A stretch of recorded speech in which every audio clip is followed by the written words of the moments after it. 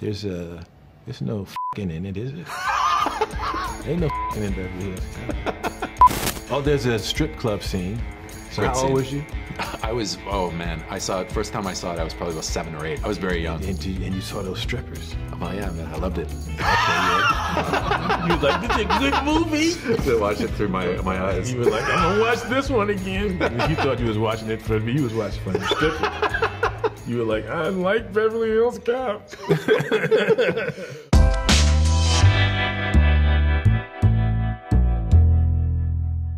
So you've been such a huge part of my life, I have to say, and I can't imagine a world without Axel Foley.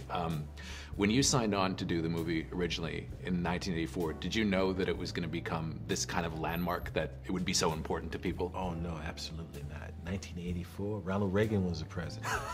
Yeah, it's a long time ago, a whole different, the world has changed so much, you know, in the last 10 years. You go back 40 years, it really is a different planet, a different world.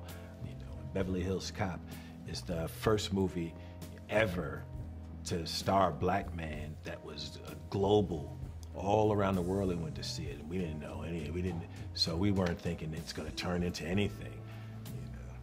It was, I mean, when I was a kid, it was just everywhere, and it was, I probably watched it maybe too young, but because I wanted to be Axel Foley. But Beverly Hills Cop doesn't have, it's just some curses in it. There's no sex and stuff in it. He just says, get the fuck out of here. That's as dirty as it gets, is get the fuck out of here. Like he's a good person. And a couple of gun shooting and stuff. But there's no fucking in it, is it? Ain't no fucking in Beverly Hills Cop. Oh, there's a strip club scene. So how old was you? I was, oh man, I saw it, first time I saw it, I was probably about 7 or 8. I was very young. And you saw those strippers. Oh yeah, man, I loved it. Okay, yeah. You was like, this is a good movie. I watched it through my eyes. You were like, I'm gonna watch this one again. You thought you was watching it for me, you was watching for the strippers. You were like, I like Beverly Hills Cop.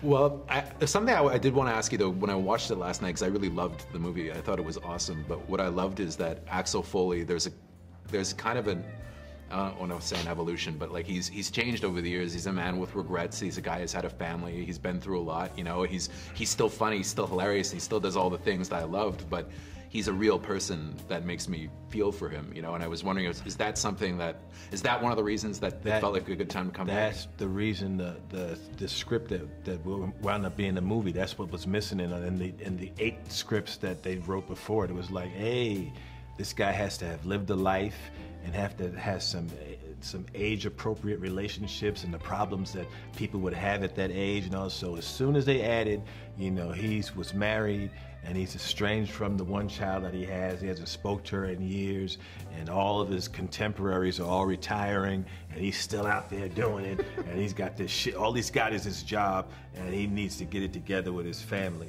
That's what. Because on the surface, the movie is about cops and robbers and the bad guys and good guys, and then the back subplot is, you know, it's about Axel reconciling with his daughter, and that's the glue that holds the whole movie together. That's why is he out here again? Why is Axel back here driving a truck through the wall? It's like, oh, his daughter's in trouble. Okay. He has a daughter? Yes, and he has a shitty relationship with her. It's all stuff that you want to see work out. Also, I mean, it's your first action movie in a bit, and I always grew up watching you in action movies too. Like, there's a movie you did, Metro, that I really love. I really liked it as a kid. Yeah, I liked Metro too. And it was cool seeing you doing an action movie again, because I hadn't seen that in a long time. What was that like for you, though? It must have been intense. Well, it's an arduous task when you get in your 60s, and they tell you, you know, we want you to jump off that thing to there. It's like, oh, you do? Really?